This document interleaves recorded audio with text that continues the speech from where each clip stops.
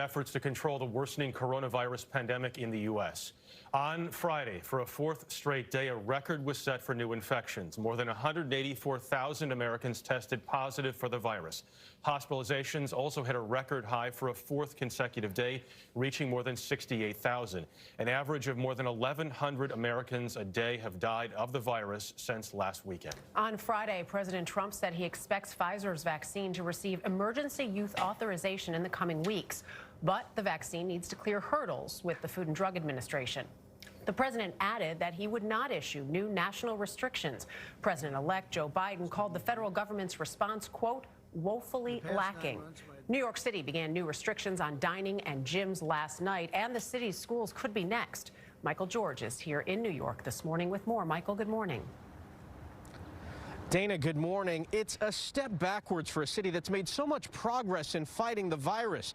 With the rate rising, Mayor Bill de Blasio says schools here could shut down as early as Monday. Communities nationwide are just trying to get a handle on an outbreak running out of control.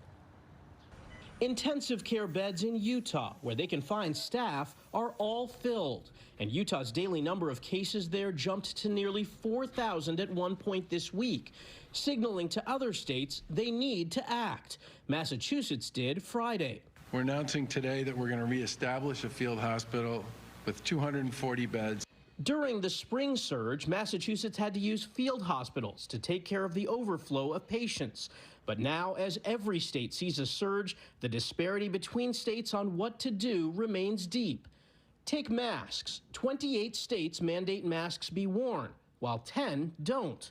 Idaho is one of them, and its governor hopes to appeal for common sense. This comes down to personal responsibility.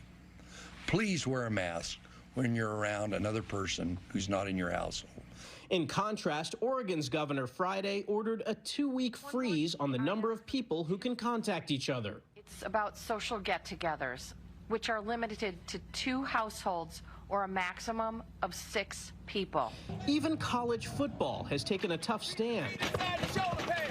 After Arizona State football coach Herm Edwards tested positive, the ASU Cal game is called off. And so are at least a dozen college football games that now won't take place this weekend, including matchups featuring 3 of the nation's top-ranked teams, Alabama, Ohio State, and Texas A&M.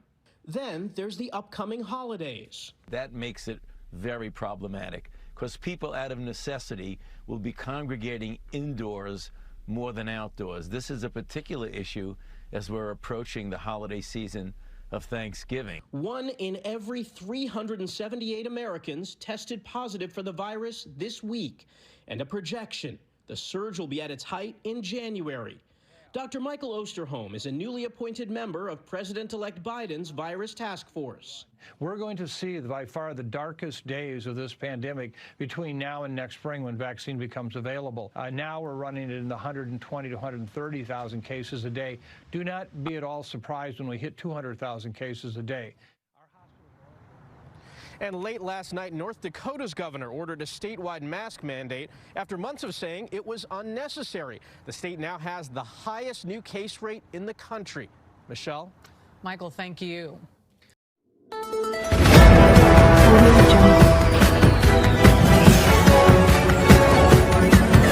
Audio